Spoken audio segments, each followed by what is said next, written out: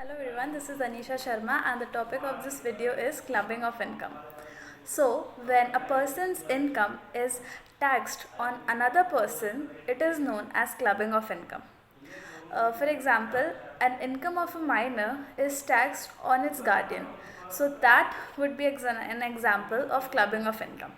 Section 60 to 64 of the Income Tax Act talks about clubbing of income. Section 60 says about transfer of income. So, when a person transfers his income to another person without transferring the asset from where he is deriving that income, it is known as transfer of income.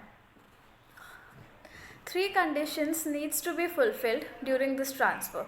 First, that the transferor should be the owner of the asset. Second, the ownership of that asset should not be transferred. Third, the income from the asset is transferred to any person under a settlement or an agreement. For example, you are having a debentures of 10 lakh rupees and interest that you earn from that debenture is 1 lakh rupees, and you transfer that 1 lakh rupees interest to your friend. Then that tax on 1 lakh rupees would be taxable on you. Next is that if the asset is transferred and the income is not transferred, even then the liability of the tax would be on the transferor. But this section will not apply when the income and the asset both are transferred. Section 61 of the Income Tax Act talks about revocable transfer. So, when the transferor has a right to revoke the transfer, in that case also, the transferor would be liable to pay the tax for the transfer. The next two clauses are for income of spouse, clubbing of income of spouse. So, for when any commission, salary, fees or remuneration is paid to a spouse from any concern in which any individual is having substantial interest, then that income which is earned by the spouse would be taxable on the other spouse. For example, A is having a substantial interest in XYZ company and his wife is employed in that company. Then whatever the wife is earning, it would be A would be liable to pay the tax on behalf of his wife, but the wife in this case should not possess any qualification or any skills which is required for that job. It is only then the husband would be liable to pay tax, and the marriage should be subsisting at the time of the accrual of the income. Also, if any other income other than a remuneration or other fees is earned, then it would not be included or it would not be clubbed. The fourth point is that when any property or any asset is transferred without receiving adequate consideration, then also the other spouse would be liable for that transfer.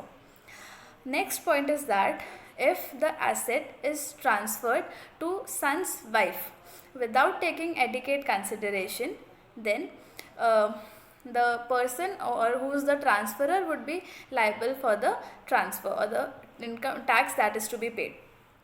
Next comes transfer of asset by an individual to a person or association of person for immediate or deferred benefit of his spouse or his wife's son's wife. In that consideration, the transferor would be liable to pay the tax.